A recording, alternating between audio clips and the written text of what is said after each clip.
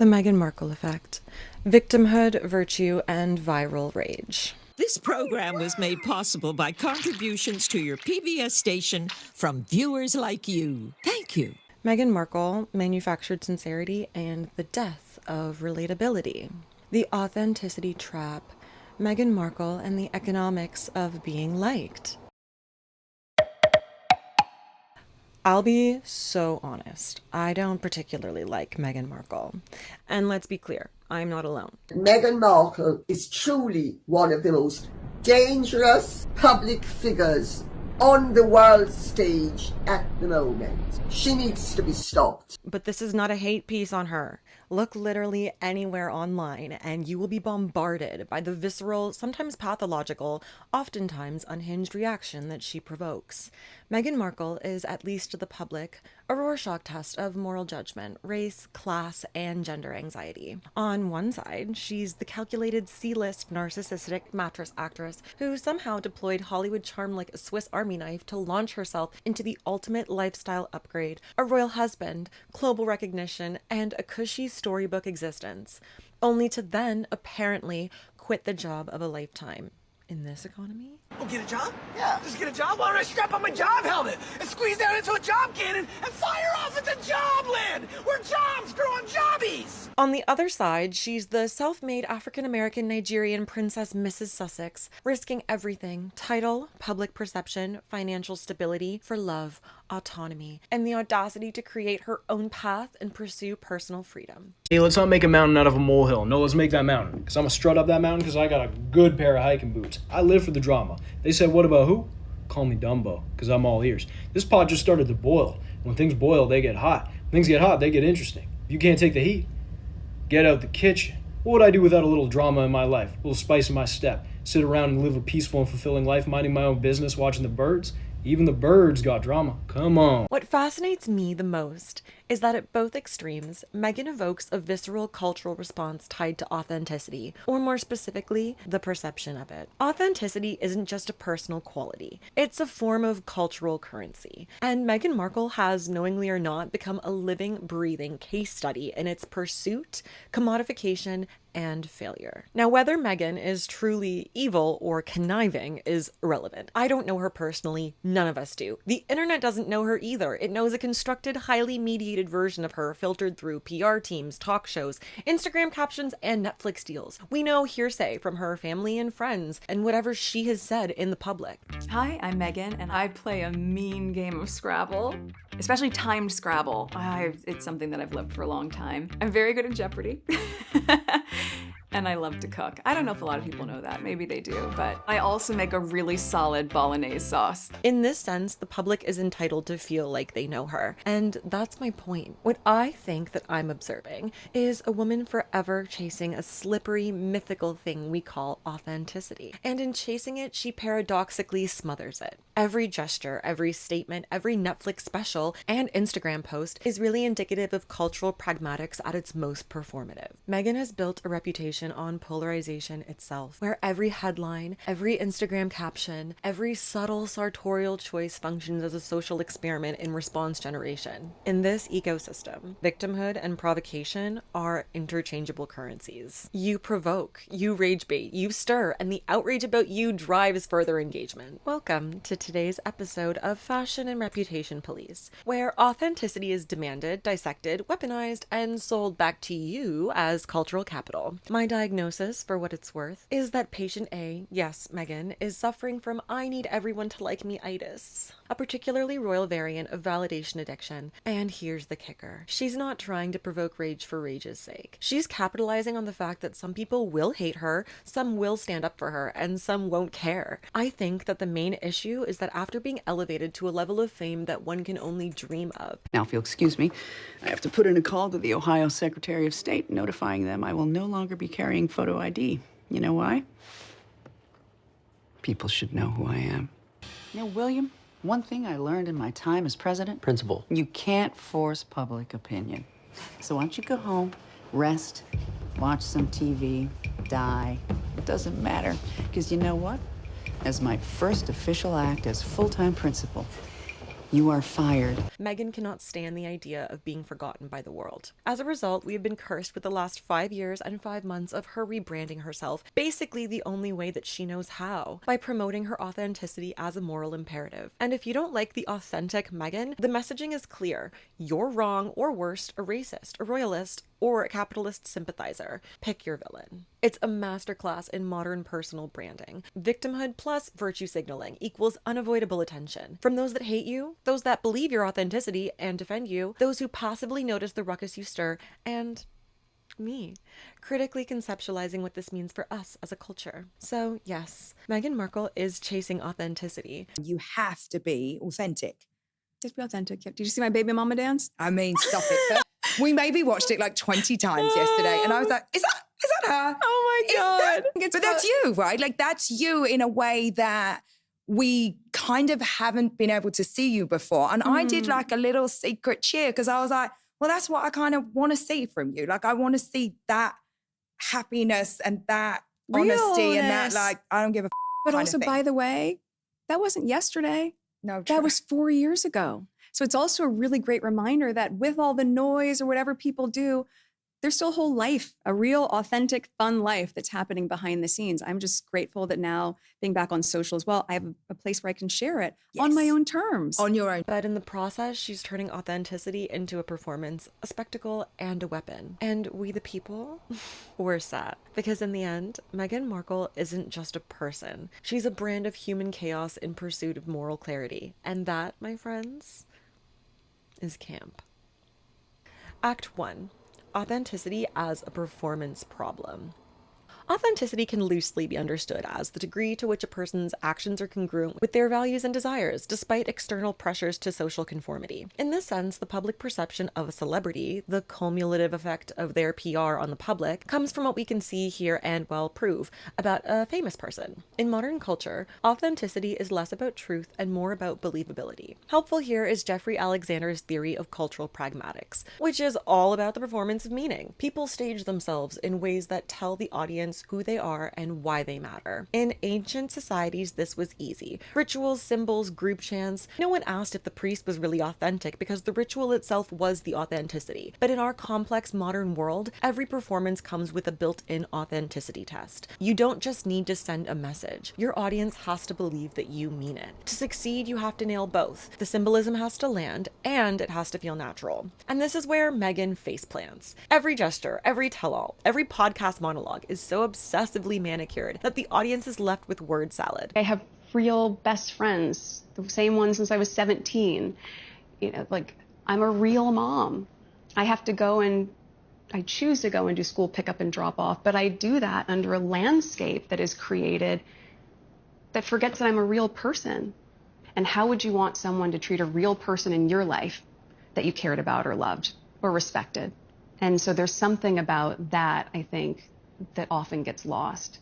And even though earlier I was saying you can compartmentalize, like I say that's a caricature. Yes, but my kids will see those magazines and we all know moms gossip. And so I have to make a choice to move through the world as myself in spite of all the noise that's created. But maybe there would be less noise if people remembered that I'm a real person. Instead of fusing with her audience, becoming one with her script, she keeps reminding us that there is a script. In Meghan Markle's case, fashion becomes a perfect barometer of the dissonance between Meghan the brand and Meghan the person. Her clothing doesn't reveal her identity. I think it acts as a signal or a metaphorical costume for the role that she is attempting to perform at any given moment. And I would argue that performative tension has led to accusations of inauthenticity throughout her career. So come with me on a journey.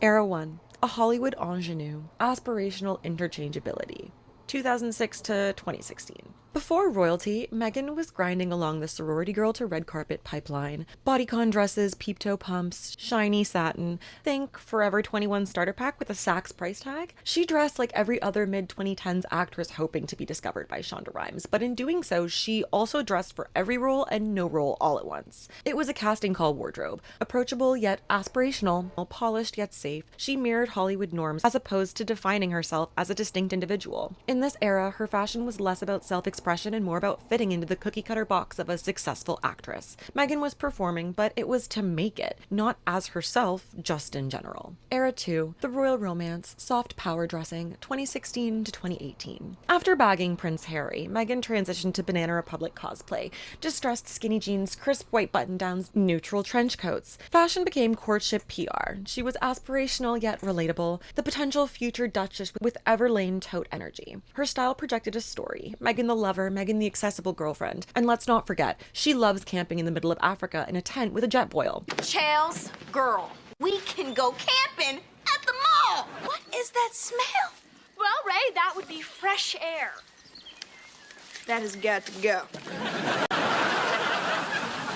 Oh, see, now that is what I call fresh mountain pie. She sold us all, penny for a pound. Because I will take a moment to remind everyone, people were excited for Harry. He was single, and the slimmed-down monarchy was really starting to thin out. It was time for new blood, and the royal family accepted her. She was invited to Christmas before they were married, and integrated into the family, and given the option not to be a full-time working royal. Yet, she decided to retire from acting and start a new full-time married-in position. While this era isn't visually coherent, it wasn't her voice, it was PR ventriloquism. The infamous husband shirt wasn't just an outfit, it foreshadowed merch drops. Even as she appeared more intentional, her authenticity gap widened. Her wardrobe signaled a carefully curated narrative rather than a lived experience, a story designed for public consumption rather than personal expression. Era 3, the Duchess of Sussex, uncomfortably surviving, from 2018 to 2020.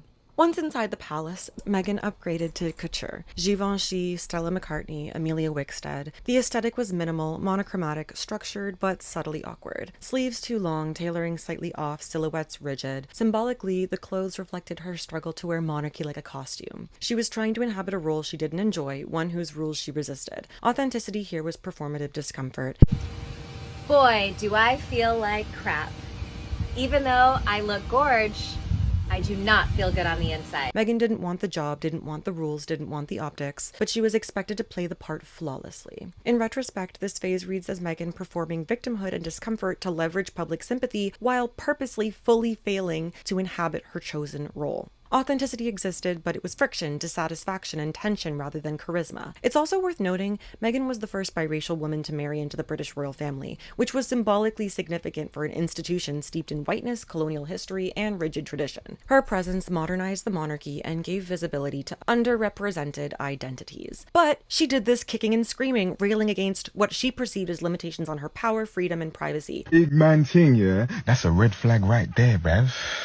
That's a red flag right there, bruv. Privileges that most of us can only dream of. In Meghan's case, friction between personal autonomy and institutional expectation created a perpetual authenticity paradox. She was modernizing history while constantly being forced into a role that she didn't want, fully accept, enjoy, or intend to keep. And okay, Miss Markle, I'll bite. I'll put myself in your shoes. I elect to take a full-time job. Will do the job barely. Complain and abuse my staff. I get staff? Demand exceptional treatment and leave, spilling all the secrets once I'm gone to make myself look better. And instead of going off and living my luxurious life, I will actually frame myself as the victim, and anyone that says they don't like me is actually hating, and they need to get over their internalized racism and prejudice. You accuse members of your family of racism. You don't even... Well, the British press said that.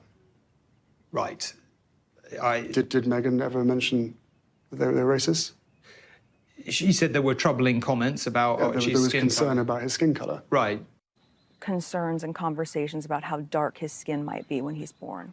What? Who is having that conversation? There is a conversation. Hold up. There's Stop several right now. There are several conversations. There's a about conversation with you, with Harry, about how dark your baby is going to be. Wouldn't you describe that as essentially racist? I wouldn't, not having lived within that family. Right. So you again, going back to the difference between what my understanding is, because of my own experience, the difference between racism and unconscious bias, the two things are different. Era 4, a dramatic exit, 2020. Last week in the UK, I rarely wore color, and I never wanted to upstage or ruffle any feathers, so I just tried to blend in. But I wore a lot of color that week. Yeah. Just felt like, well, let's just look like a rainbow. Opportunity to go out with a bang, to be honest. Meghan's exit from royal life was her magnum opus of spectacle. Turquoise Victoria Beckham dresses in the rain, emerald capes, cobalt sheaths, bright red gowns. The wardrobe screamed, "Look at me." She leaned into theatricality, basking in and fully aware of the global gaze. This era marked a pivot. Meghan was finally performing for herself, embracing the attention that she previously unbranded as uncomfortable. The whole week, once she knew she was out, she wore it like Diana's revenge dress. She framed herself as a strong, empowered, liberated figure. Her wardrobe became a visual manifesto of her autonomy. Unlike previous phases, the performance was self-directed, intentional, and fully conscious. Which then prompts me to wonder, did Meghan just never care, or was she more concerned with portraying authenticity, which is, I'm uncomfortable and I can't believe that I'm not getting paid for this? Era 5, Montecito Minimalist, 2020 to the present. Today, Meghan projects California quiet luxury, camel coats, wide-leg trousers, cream knits, Cartier bracelets. She has a fucking diamond chain, every bracelet you could fucking imagine, an Apple Watch.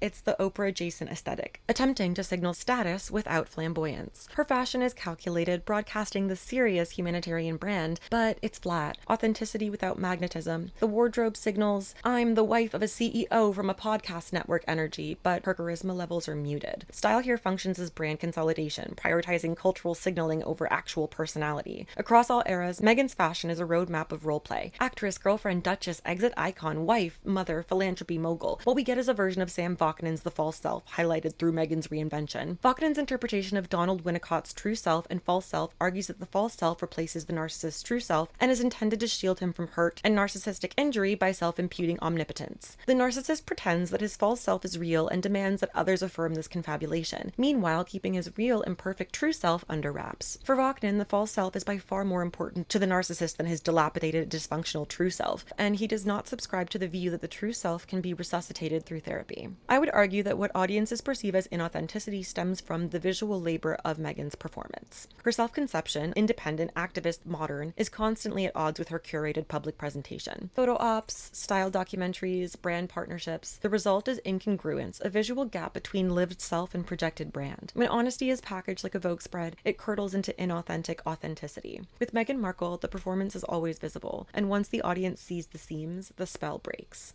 Act 2. The credibility crisis. Credibility rests on consistency, and Meghan Markle is a walking paradox. She talks about privacy, yet participates in high-profile documentaries, Netflix deals, and op-eds in elite publications. She frames herself as a humanitarian, yet critics see her actions, public speeches, brand partnerships, and lifestyle launches as free advertising for her self-promotional endeavors. In the eyes of many, these contradictions signal a lack of transparency or realness. She rejects the institution while simultaneously leveraging the Duchess of Sussex title as brand equity. It's not that any single move is unforgivable. It's that the narrative keeps flipping, leaving audiences unsure what, if anything, is authentic. So Archetypes is my podcast that we just launched recently, and it's really about dissecting and unboxing these labels and these tropes that try to hold women back and define women as a one-note human being.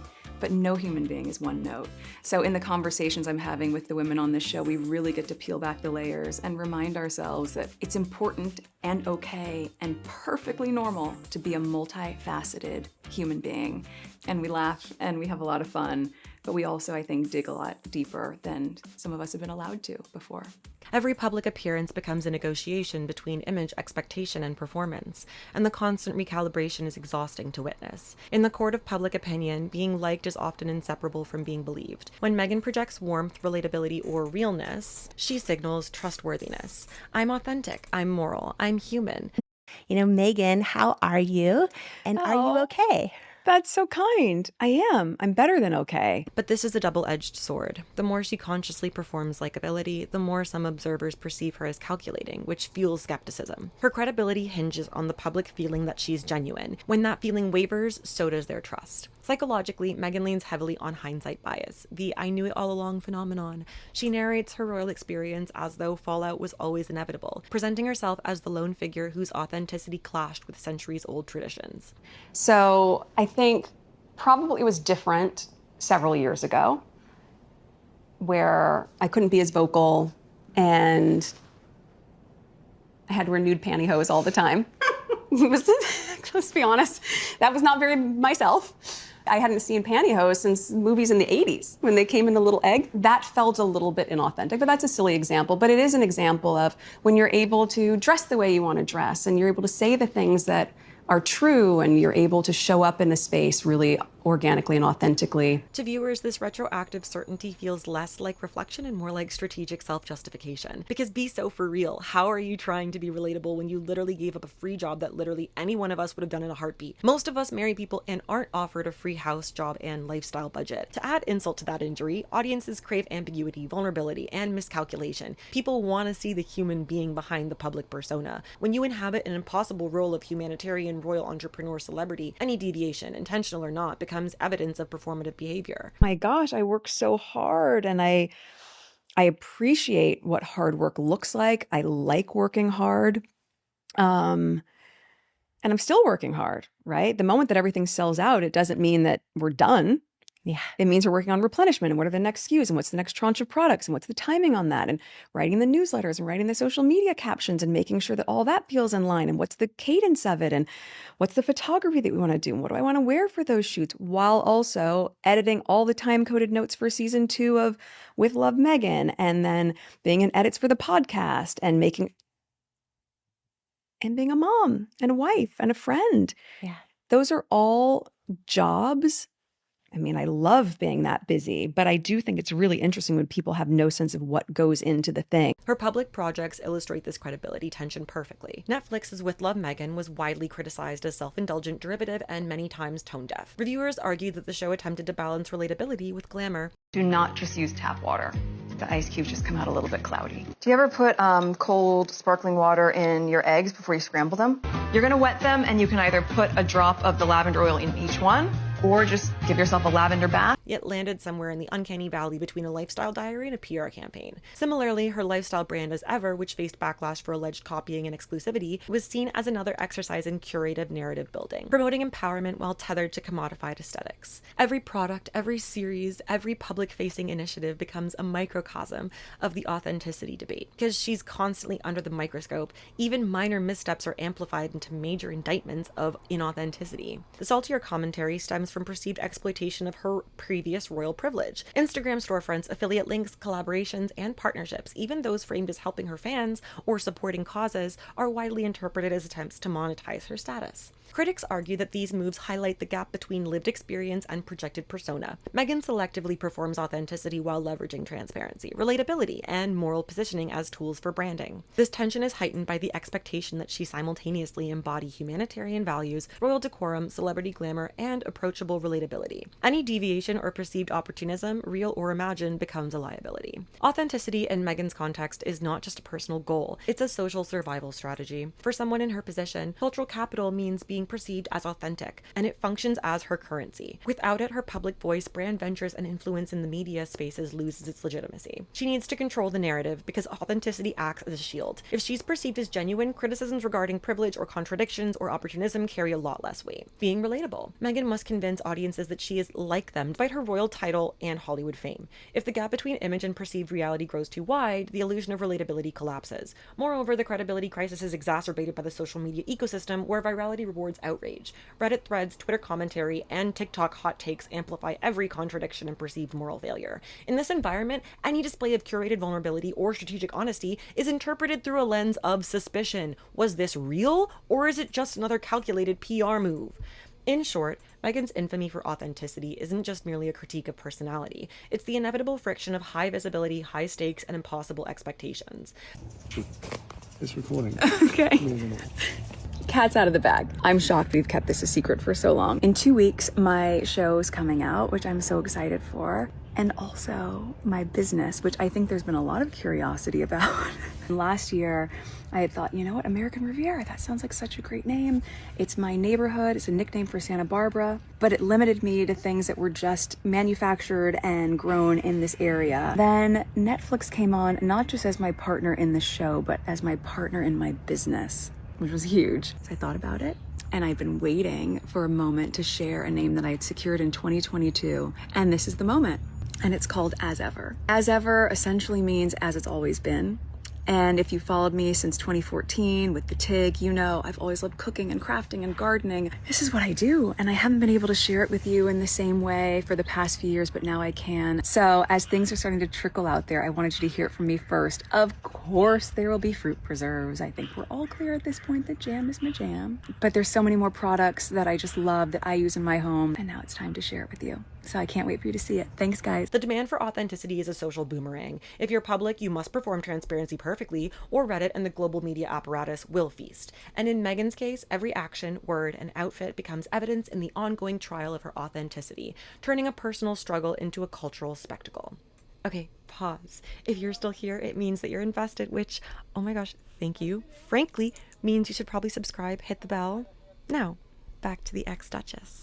Act 3. The defusion problem. Let's pull Alexander off the shelf again. His point is simple. For a performance to succeed, the elements must fuse. Background representations, scripts, actors, mise en scène, audience, props, and social power. They must cohere into a seamless spectacle. Meghan embodies the American creed of self-invention. You can be anything. Tell your story. Rebrand until you hit the jackpot. She then tried to graft that onto the Windsor operating system, which is built on duty, continuity, and impersonality. Royals aren't supposed to narrate themselves. They're supposed to be narrated through the institution. They exist not as a personal conception, but as an institutional extension. Meghan didn't just break the fourth wall, she turned it into a confessional booth. Contrast with Kate, whose entire performance is built on what Irving Goffman would call frontstage consistency. Kate maintains a carefully managed public identity, demure, dutiful, generational continuity, while keeping her private self sealed off. That's why she can wear Zara, smile at ribbon cuttings, and keep the Windsor mythology intact. Meghan, meanwhile, insists her public persona is her private self, and then gets called out when the seams show. Think the Oprah interview. Meghan pitched it as radical authenticity. I just want to tell my truth, but my truth here functioned less as a revelation and more as a brand expansion, a glossy primetime reframe. What was supposed to fuse as vulnerability instead read as Hollywood PR crisis management. And then we get to the multiplicity problem. Meghan is actress, duchess, victim, and entrepreneur, activist, mother, podcaster, wife, Netflix producer. She is performing too much, spreading herself too thin. Judith Butler reminds us that identity is always a performance, but successful performances depend on iterability, repetition that stabilizes meaning. Meghan's iterations keep slipping. One day she's Saint Diana 2.0 in a white Valentino cape dress, the next she's a Silicon Valley girl boss on archetypes. Instead of resonance, she produces whiplash. Her supporters try to collapse this multiplicity into a single heroic narrative. She's breaking barriers. She's the people's princess. While her detractors collapse it in the opposite way. She's a narcissist, a manipulator. The point is, both sides experience her in a fragmented capacity, and fragmentation is the enemy of Alexander's fusion. Take Meghan's Invictus Games appearances. She alternates between California lifestyle blogger, skinny jeans, off-the-shoulder sweaters, and royal light, chic beige trench coats, and tailored dresses. These costumes are supposed to stage approachability and gravitas, but simultaneously, the combination never fuses. They instead remind us of the tension. Is she at a corporate retreat or a state function? I mean, seriously, let me put this in logical terms. All she really had to do was leave the royal family and actually commit to the bit. Go to the Invictus Games, be a supportive wife, integrate herself into her wealthy community, and socialize. Literally just schmooze with the wealthy people that she lives near and next to. Be nice to them. Get opportunities from them. The fact that she was unable to recognize the disconnect between her words, her public persona, and what people were undoubtedly going to say about her having worked with and or for her is so insane that I'm convinced this woman is living on Mars. Alexander notes that audience uptake is crucial to performance legitimacy. Meghan's audiences, however, are split like oil and water. Her Sussex Squad fan base reads her as a truth teller silenced by the monarchy and hunted by racists who hate feminism. Are you team Meghan or team the Queen? Meghan, obviously. Why? Because she is the queen. Queen of the people. Have you watched the documentary? I loved it. What are some of your hot takes? Prince William and Kate are not the best people. They seem kind of like the rude, racist side of the family. What do you think they're gonna do now? Are they gonna get like a job in real estate or something? That could be cute. That could be cute. I could see it for him. She could go back to acting potentially. She could be doing like some podcast kind of thing. I could see the podcast. I could see the book. Obviously. The book is coming. My favorite little snippet that she what's told, yours? she didn't know that she had to actually curtsy for the queen. She was like quickly looking up YouTube videos on how to like curtsy like that. The royal family scares the living shit welcome me. They're like gods to the UK. It's your culture, but it's a little bit weird. While royalists see her as an interloper who doesn't respect tradition, was given a free pass and blew it, and is overly full of herself. Where Kate leans on institutional legitimacy, royalty, Meghan tries to leverage cultural capital, celebrity. Pierre Boudreau would laugh. The capitals don't trade evenly. What accrues status in Montecito, a Spotify contract, a glossy People magazine cover, devalues you in Buckingham Palace. By trying to take advantage of both fields by mainly weaponizing influence from royalty, Meghan winds up looking underpowered in both. Basically, the core of Meghan's authenticity is always announced, never understood, and subconsciously projected. She's grabbed the microphone, turned it up to 10, and is ready to die on the hill of living her truth, speaking openly, surviving not thriving, rather than letting the performance fuse into authenticity organically. Her problem isn't just that she's inauthentic. It's that she's bad at being legibly authentic, at fusing her roles into a coherent performance that convinces us across contexts. Act 4. The psychology of discomfort. What people dislike about Meghan's authenticity isn't simply her, it's the mechanics of authenticity itself. Meghan has become a case study in the cultural paradox of realness, where the harder you try to prove you're genuine, the faker you look. The authenticity paradox. The moment you say, I'm authentic, you've already shattered the illusion. Authenticity works best when it's unspoken, ambient, almost accidental, but Miss Markle is beating a dead horse. Every carefully styled, off-duty photo op, every artful tear in a docuseries, every this is my truth interview. Do you remember that old movie Princess Diaries with Anne Hathaway? Me? A princess? Shut up! There's no class in some person who goes sit like this, cross your legs like this, use this fork, don't do this. It doesn't happen. Did anyone have to teach you how to wave? That's not a thing. You just sort of watch it and go, okay, I guess that's what, I mean, I guess you don't want to wave like an American, like, ah. You're not giving him a title, and we want to keep him safe, and that if he's not a prince, then it's not part of the tradition? Collapses under the weight of its own stage direction. Audiences don't feel duped. They're exhausted. Meghan's biggest enemy aren't the tabloids. It's her own rebranding cycle. Actress, blogger, part-time humanitarian, girlfriend, wife, Duchess, exile, podcaster, mogul, activist. Each era serves as an ice water bath of reinvention with the same tired underlying message. I'm the perfect victim. Don't forget about me. The reality is that audiences crave continuity, not repetition, and Meghan is serving the most repetitive reinvention I've seen in forever. I would argue that this reinvention makes her tired and boring to the general public. In any case, supporters tire of chasing after every new brand.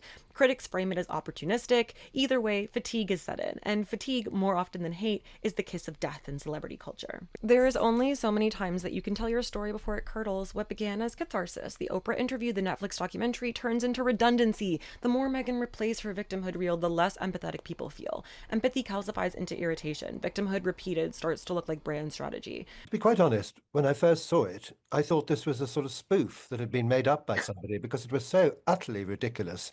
And I'm very old-fashioned. I'm afraid I'd never heard of twerking. It seemed to me that it had all the elements of contradiction which we see so often, in so much as that we're told that she wants privacy. And there can be no greater invasion of privacy than going into a maternity bedroom with a girl about to give birth, holding her tummy in a particularly strange way and with her husband sort of larking about in the background. I mean, the whole thing seemed to me completely ridiculous. A friend of mine reminded me what Martin Charteris once said about Fergie, vulgar, vulgar, vulgar. I think it's a very good comment. It's this old thing of continually reinventing themselves or finding new ways to keep in front of the media, and they're very successful at it, but there's nothing consistent, if you understand me. There's no sort of direction in what they do. It's like one thing and another thing and another thing, and maybe that's what you have to do to keep in front of the public eye, but it doesn't look very constructive.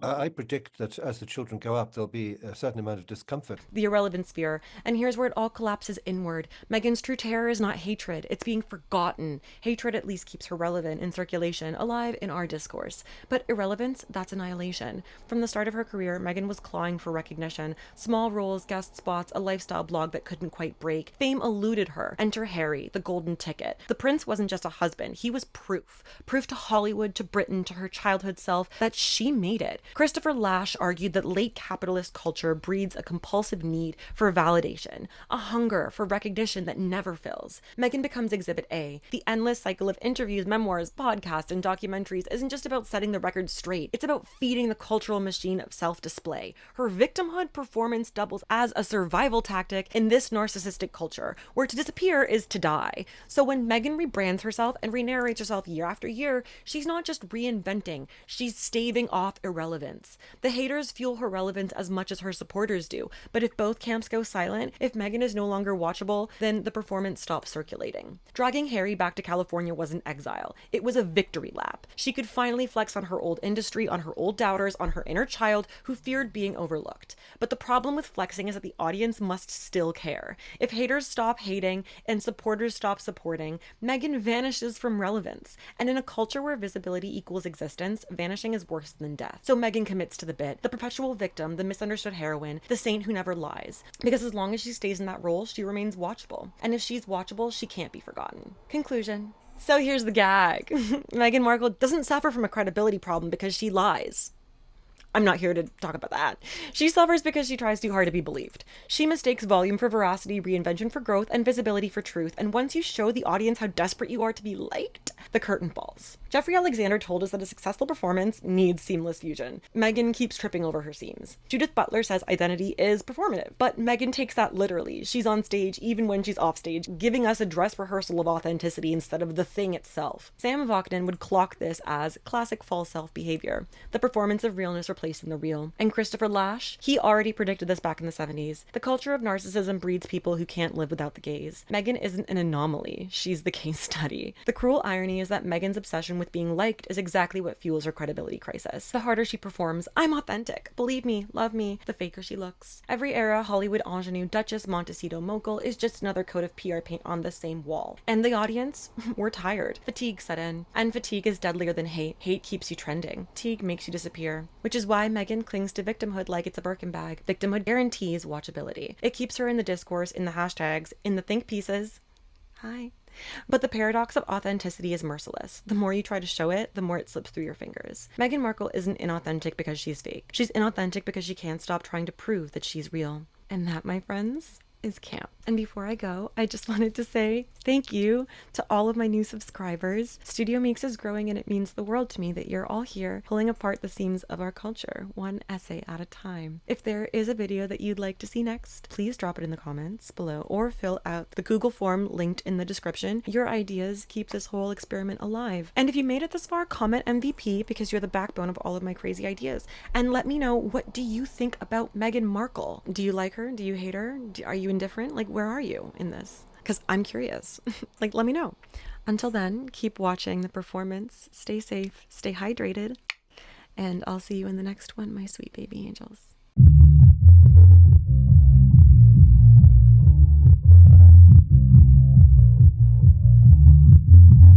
And Gilly and I just wanted to say thank you to everybody. You guys are the best. Thank you for 1,500 subscribers as of filming this. And we will see you in the next one. Say bye, Gilly.